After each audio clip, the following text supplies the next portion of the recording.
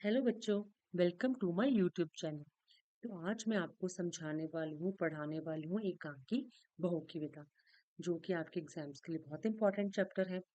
इस एकांकी को मैं आपको डिटेल में समझाऊंगी। अब बहू की विधा की अगर हम बात करते हैं, तो ये एकांकी जो है वह दहेज की समस्या पर आधारित है। इसमें एकांकीकार ने जो दहेज लेना और देना कितनी गलत बात है, यह बात समझाने की कोशिश की है। समाज को, सोसाइटी को एक संदेश दिया है। तो एकांकी के जो एकांकीकार हैं वह है विनोद रस्तोगी जी। अब जब एकांकी की अगर हम बात करें मेन कैरेक्टर्स की, तो इसमें जीवनलाल की पत्नी राजेश्वरी, जीवनलाल और राजेश्वरी के दो बच्चे थे, रमेश और गौरी। रमेश की शादी होती है कमला के साथ, और कमला का भाई जो है प्रमोद। तो ये हमारे जो मेन कैरेक्टर्स हैं, ठीक है। अब जब एकांकी हम शुरू करने वाले हैं, पर्दा हटता है, तो हम देखते हैं कि जीवनलाल जो थे वह खिड़की के पास खड़े हैं, ठीक है। शायद कुछ सोच रहे हैं अब जीवनलाल कैसे व्यक्ति थे। जीवनलाल एक धनी व्यापारी थे, बट जितने वे धनी थे उससे ज्यादा लोभी थे। उनके बेटे रमेश की शादी जो होती है प्रमोद की बहन कमला से होती है। तो जीवनलाल जो थे वह इससे खुश नहीं थे। क्यों? क्योंकि जब शादी हुई तो उनको लगा कि जो उन्होंने दहेज दिया प्रमोद ने वो बहुत कम था। इवन उसने बारात की ठीक से खातिरदारी भी नहीं की, इसलिए उनकी समाज में ना पाई। अब जब प्रमोद अपनी बहन कमला की विदा कराने उनके पास आता है, विदा कराने क्यों? क्योंकि सावन का महीना था, और सावन के महीने में हर एक लड़की जो है अपना पहला सावन अपने मायके में बिताती है शादी के बाद का। तो वहां पर वह झूला झूलती है, अपनी सहेलियों के साथ, मतलब घूमती है, गाती है, नाचती है, उनके साथ समय बिताती है, मायके में समय बिताती है। पर जीवनलाल जो थे वो उसकी विदा करने के लिए तैयार नहीं थे। विदा मतलब उसको भेजने के लिए उसके मायके। प्रमोद ने बेचारे ने बहुत प्रार्थना की, रिक्वेस्ट की, पर वो तैयार नहीं थे। बोलते हैं कि यदि उसने मतलब वो ज्यादा दहेज नहीं दे सकता था, तो अपनी बराबरी का घर देखता। वो तो झोंपड़ी में रहने वाला है, तो उसने महलों से नाता क्यों जोड़ा? अब जीवनलाल इतना बुरा भला उसे बोलते हैं। जीवनलाल के कटु वचनों को सुनकर प्रमोद को भी बहुत दुख होता है। तो उसने बहुत उनसे प्रार्थना की कि, पर फिर भी वह तैयार नहीं थे।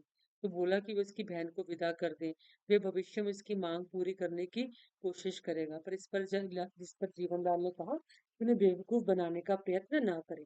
जब तक उन्हें दहेज के 5,000 रुपए नहीं मिलेंगे, वो भी नकद, तब तक वह कमला की विदा नहीं करेंगे। बात पर तो प्रमोद को भी क्रोध आ गया। वह गुस्से में बोला कि इस भोली भाली लड़की ने उनका क्या बिगाड़ा है, जिसे ना भेजकर वे उससे बदला ले रहे हैं। यदि आज वहां रमेश बाबू होते, तो फिर तो क्या फिर वो ऐसा ही व्यवहार करते? अब रमेश की बात सुनकर तो जीवनलाल को और भी क्रोध आ जाता है। वे प्रमोद से बोले कि रमेश उनका बेटा है, वह उनके सामने मुंह खोलने की हिम्मत नहीं करेगा। वह उसकी तरह अपने से बड़ों के साथ बदतमीजी से बात करने वाला आवारा छोकरा नहीं। यह सुनकर प्रमोद बोला कि वे उसे लड़की वाला समझकर ही उसका अपमान कर रहे हैं। उन्हें यह कदापि न भूलना चाहिए कि वे भी बेटी वाले हैं, क्योंकि जीवनलाल की भी तो बेटी थी ना, गौरी, है ना। इस पर जीवनलाल बोले कि पिछले ही महीने उन्होंने भी अपनी बेटी गौरी की शादी की है। उन्होंने बारात की जो खातिरदारी की, उसे देखकर लड़के वाले तो दंग रह गए, हैरान हो गए। शादी में दिए गए दहेज को देखकर मोहल्ले वालों ने दांतों तले उंगली दबा ली, मतलब बहुत हैरान हो गए। बोलते हैं वे बेटी वाले हैं, पर बेटी वाली होने पर भी उनका मस्तक गर्व से तना हुआ है।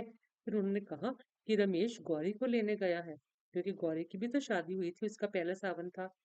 बोलते हैं घंटे भर में वो उसे लेकर आ जाएगा। गौरी अपना पहला सावन अपने मैके में बिताएगी, पर उसकी बहन कमला के सपने कभी पूरे न होंगे, और उसके सपनों के खून के दाग उसके हाथों और उसकी माँ के आंचल पर होंगे। तो इतना सब कहा उन्होंने। तो प्रमोद द्वारा यह कहे जाने पर कि उसकी बहन उनकी भी तो कुछ लगती है ना, क्योंकि प्रमोद की बहन कमला जीवनलाल की भी तो बहू थी। पर जीवनलाल बोले कि बहू और बेटी को कभी भी एक तराजू में नहीं तोला जा सकता। बहू बहू है, और बेटी बेटी। यह सुनकर प्रमोद ने कहा कि यदि वे अपनी जिद पर अड़े हुए हैं, तो फिर उनसे और अधिक प्रार्थना करना व्यर्थ है। फिर वो उनसे बोला कि जाने से पहले वह एक बार अपनी बहन से मिलने की अनुमति प्रार्थना मतलब अनुमति चाहता है कि एक बार वह मिल ले। इस पर जीवनलाल अपनी पत्नी राजेश्वरी को पुकार कर कहते हैं कि वह कमला से कहे कि वह अपने भाई से मिल ले। अब जब कमला बेचारी आती है वो भी रो रही होती है, तो प्रमोद कहता है कि देखो रोने की कोई जरूरत नहीं है, उसके आंसू रूपी मोतियों का मूल्य समझने वाला यहाँ कोई नहीं है। उसे याद रखना चाहिए कि उसके आंसुओं के पानी से उसकी ससुर जो है उसके उसका पत्थर का दिल है जीवनलाल का, तो वो तो कभी नहीं पिघल सकता। वो बेचारा कमला को सांत्वना देता है, दिलासा प्रमोद कमला को दिलासा देता है, कहता है कि चिंता ना करे। इवन प्रमोद रेडी था कि वह अपना घर जो था वह भी बेच दे और कमला की विदा करा ले, पर कमला कहती है कि नहीं, घर मत बेचो, क्योंकि वो मतलब उसकी छोटी बहन बिमला की भी शादी करनी है। इवन कमला प्रमोद को विश्वास दिलाती कि वह यहाँ पर खुश है। फिर कहती है कि गौरी भी आएगी, गौरी भी मतलब उसका स्वभाव बहुत अच्छा है, वो हमेशा हंसती गाती रहती है, हंसती हंसाती है, उसके साथ रहकर उसे सखी सहेलियों की कमी नहीं अखरे। अब कमला की बात सुनकर प्रमोद ने कहा कि एक ना एक दिन तो रुपया देना ही पड़ेगा ना, कागज के टुकड़ों पर अपना स्नेह ममता और प्यार बेचने वालों के बीच में तो कितने दिन रह पाएगी। फिर कमला बोलती है कि उसकी माँ मतलब उसकी माँ समान जो उसकी सास है, वो तो ममता की मूर्ति है, वो उसे बहुत प्यार करती है। इसी समय राजेश्वरी भी वहां आ जाती है। राजेश्वरी वो तैयार थी। राजेश्वरी जो थी वह जीवनलाल से बिल्कुल विपरीत थी। राजेश्वरी कमला को अपनी बहू नहीं बेटी मानती थी। वह बेटी और बहू में अंतर करने वाली नहीं थी, ना ही वह लालची थी। राजेश्वरी कहती है कि चलो मैं पैसे दे देती हूँ प्रमोद और कमला को, कि तुम वो पैसे जीवनलाल को दे दो और कमला की विदा करा लो। पर प्रमोद को ये अच्छा नहीं लगता कि राजेश्वरी पे से पैसे ले और जीवनलाल को दे दे, क्योंकि प्रमोद और कमला दोनों ही स्वाभिमानी थे। उन्हें ऐसा करना अच्छा न लगा। राजेश्वरी ने बार बार कहा, पर फिर भी वह नहीं माने। तो अब दोनों, क्योंकि दोनों का स्वभाव ही ऐसा था, तो गौरी के आने का समय भी हो रहा था, तो जीवनलाल चाहते थे कि गौरी के आने पर उसका भव्य स्वागत हो, ग्रैंड वेलकम। ऐसा करके वे प्रमोद को नीचा दिखाना चाहते थे। उन्होंने राजेश्वरी को भी कहा कि आओ, वो बोले कि गौरी के आने का समय हो गया है, तो उन्होंने उसके स्वागत की कुछ भी तैयारी नहीं की। उसको बुलाते हैं, तो वह गौरी का ऐसा स्वागत करना चाहते थे जिससे प्रमोद को पता चल जाए कि नाक वाले अपनी बेटी का कैसा स्वागत करते हैं, क्योंकि जीवनलाल खुद को नाक वाला मानते थे। नाक वाला क्यों? क्योंकि उनके पास पैसा था। और प्रमोद को नकटा, जिसकी नाक नहीं है, मतलब कि उसका उसका मतलब कोई सम्मान नहीं है, क्योंकि उसके पास पैसे नहीं थे। यह बात राजेश्वर को भी अच्छी नहीं लगी। वो अपने पति से बोली कि वे हमेशा ही बेढंगी बातें करते हैं, उन्हें गाली देने के अलावा कुछ नहीं आता। तो वे समझते हैं कि सारे संसार में बस एक वे ही नाक वाले हैं। ऐसी बातें उन्हें शोभा नहीं देती। अब जीवनलाल द्वारा यह पूछे जाने पर कि क्या उन्होंने उससे कोई गलत बात कही है, प्रमोद बोला कि उनकी बात बिल्कुल सही है, क्योंकि आज के युग में जिसके पास पैसा है वही नकटा है और मुचकटा है। जो पैसा नहीं है, मतलब जिसके पास पैसा है वही नाक वाला है और मूछ वाला है। इस बात पर कार मतलब कार की आवाज आती है, मतलब जो रमेश गया हुआ था गौरी को लेने, तो उसकी आवाज आती है, कार का हॉर्न बजता है। जीवनलाल को लगा जैसे रमेश गौरी को लेकर आ गया है। उन्होंने राजेश्वर से कहा वे जल्दी से मिठाई का थाल लेकर आए, क्योंकि मिठाई का थाल क्यों? क्योंकि उनको गौरी का स्वागत करना था। परंतु रमेश तो अकेला आया। उसे देखकर जीवनलाल ने उससे पूछा, क्या गौरी नहीं आई? यह सुनकर रमेश ने उत्तर दिया कि दहेज पूरा न मिलने के कारण उसके ससुराल वालों ने उसे विदा नहीं किया। इस बात को तो सुनकर जीवनलाल क्रोधित हो उठा, बिगड़कर बोला कि उन्होंने गौरी की शादी में अपने जीवन भर की कमाई लगा दी, पर लड़के वालों की दृष्टि में फिर भी कमी रह गई। वे कितने लोभी हैं। अब जीवनलाल जो है अपनी बेटी गौरी के ससुराल वालों को लोभी कह रहा है। तब राजेश्वरी उसे समझाती है कि तुम भी तो यही कुछ कर रहे हो कमला के साथ, तुम भी तो कमला के साथ गलत कर रहे हो। उसे न उसके उसके मायके न भेजकर। राजेश्वरी की बात सुनकर जीवनलाल का क्रोध और भी बढ़ गया। उसने राजेश्वरी से कहा कि वे चुप रहे। फिर वे बोली कि लड़के वालों ने अपनी उनकी बेटी विदा न करके उनका अपमान किया। इस पर राजेश्वर ने कहा कि दूसरे की बेटी को विदा न करके क्या वे भी किसी किसी का अपमान नहीं कर रहे? जो व्यवहार वे अब दूसरों से अपनी बेटी के प्रति चाहते हैं, वैसा ही व्यवहार उन्हें दूसरों की बेटी के प्रति भी करना चाहिए। मतलब जीवनलाल जैसा व्यवहार अपनी बेटी गौरी के लिए चाहता है, तो राजेश्वर ने समझाया वैसा ही व्यवहार तुम कमला के साथ भी करो।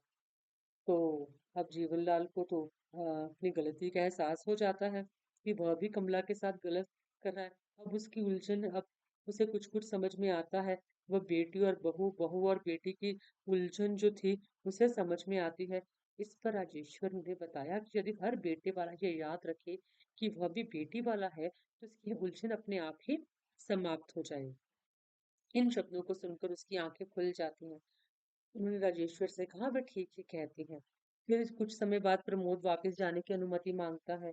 तब जीवनलाल कहते हैं कि जीवनलाल उससे माफी मांगते हैं, बोलते हैं विश्वास रखे। प्रमोद कहता है कि ठीक है, मैं आपकी चोट का मरहम लेकर आऊंगा, पैसे लेकर आऊंगा। तो जीवनलाल कहते हैं कि प्रमोद से उन्हें और लज्जित करने की चेष्टा ना करे। बोलते उनकी चोट का इलाज गौरी के ससुराल वालों ने दूसरी चोट से कर दिया है। इन शब्दों को सुनकर प्रमोद हैरान हो जाता है। जीवनलाल उससे आगे कहा कि कभी कभी चोट भी मरहम का काम कर जाती है, और उनके साथ ऐसा ही हुआ है। फिर वे राजेश्वरी से बोले कि वे बहू की विदा करने का प्रबंध क्यों नहीं करती। इन शब्दों को सुनकर राजेश्वरी बहुत खुश हो जाती है। उसकी आंखों में खुशी के आंसू आ जाते हैं। रमेश और प्रमोद भी मुस्कुराकर एक दूसरे की तरफ देखने लगते हैं। तो अंत में जब जीवनलाल की बेटी विदा नहीं होती, तब उसे अपनी गलती का एहसास होता है, और वह कमला की विदा करने के लिए मान जाता है। उम्मीद है बच्चों आपको ये एकांकी समझ में आई होगी। अगर आपको एकांकी अच्छी लगी तो आप मेरे चैनल को लाइक और सब्सक्राइब जरूर करना, और आगे आप कमेंट कर कर बता सकते हो आपको कैसे वीडियोस चाहिए, तो वो भी मैं बनाने की कोशिश करूंगी। अब इसके बारे में हम आगे देखते हैं कि सावन का महीना क्या है। सावन का महीना, पहले सावन की उपयोगिता पर डालते हैं। सावन वर्षा ऋतु का एक मास है। इसी मास में रक्षाबंधन का पर्व बड़ी खुशी के साथ मनाया जाता है। प्रथा अनुसार सावन मास में उत्तर भारत में घर घर में वृक्षों पर झूले डाले जाते हैं, जिस पर लड़कियां अपनी सहेलियों के साथ हंसी खुशी सावन के गीत गाते हुए झूमती हैं। और इस अवसर पर भाई जो होते हैं अपनी नव विवाहिता न्यूली मैरिड बहनों की विदा करवाने हेतु उसके ससुराल जाते हैं, ताकि रस्मों के अनुसार वे विवाह के पश्चात अपना पहला सावन अपने मायके में अपनी सहेलियों के साथ बिताएं। अब हम देखते हैं बहू की विदाई एकांकी का उद्देश्य संदेश क्या है। बहू की विदाई एकांकी में भारतीय समाज में व्याप्त दहेज की कुरीति, जो दहेज की एक बुरी मतलब बुराई है ना, उस पर मतलब एकांकीकार ने सबका ध्यान लाने की कोशिश की है। एकांकीकार का संदेश है कि दहेज की प्रथा सब नष्ट हो जानी चाहिए, और बेटे और बेटी वाले एक दूसरे की पीड़ा को समझे कि कितना मुश्किल है दहेज देना। इस प्रकार एकांकीकार ने दहेज मुक्त समाज के निर्माण का संदेश दिया है। और अगर हम बात करते हैं इसके शीर्षक की, शीर्षक मतलब टाइटल अप्रोप्रिएट है, सार्थक है। पूरी कहानी शीर्षक के इर्द गिर्द ही घूमती नजर आती है। जीवनलाल अपने पुत्र रमेश की पत्नी को उसके पहले सावन पर उसके मायके इसलिए नहीं भेजना चाहते क्योंकि वह पूरा दहेज नहीं लाई है। वह बहू के भाई प्रमोद के प्रति भी कटु एवं अपमानजनक शब्दों का प्रयोग करते हैं, जिस तरह लड़के वाले लड़की वालों का अपमान करते हैं। पर उनकी बेटी के ससुराल वाले भी इसी प्रकार की मांग करते हैं, तब उन्हें अपनी गलती का एहसास होता है। इस प्रकार एकांकी का जो शीर्षक है सार्थक है। अब जीवनलाल की बात करें तो कैसे व्यक्ति थे। जीवनलाल लोभी, ग्रीडी, अहंकारी और कटुभाषी, मतलब गलत भाषा का प्रयोग करते थे, और बहू और बेटी में अंतर करने वाले थे। बहू उनको लगता था कि पराए घर से आई है, बेटी उनकी अपनी है। पर राजेश्वरी जो थी वह जीवनलाल के जैसी नहीं थी। वह जीवनलाल की पत्नी थी, बट स्वभाव से अलग थी। वह धैर्यवान थी, उसमें पेशेंस थी, ममतामयी थी, और मतलब दूसरों के दुख को समझने वाली सरल हृदय थी। प्रमोद कैसा था? प्रमोद कमला का भाई, संयम, इसमें पेशेंस थी। तभी ना जीवनलाल उसका इतना अपमान करता है तो उस अपमान को वह सहन कर लेता है। व्यवहार कुशल था, उसे पता था कैसे व्यवहार करना चाहिए किसी के साथ। स्वाभिमानी, उसमें सेल्फ रिस्पेक्ट भी बहुत थी। तभी तो जब राजेश्वरी उसे पैसे देने के लिए देना चाहती है कि 5,000 तो मुझसे ले लो और जीवनलाल को दे दो, पर प्रमोद को ऐसा करना बिल्कुल भी अच्छा नहीं लगा। उम्मीद है बच्चों आपको ये एकांकी समझ में आई होगी। धन्यवाद।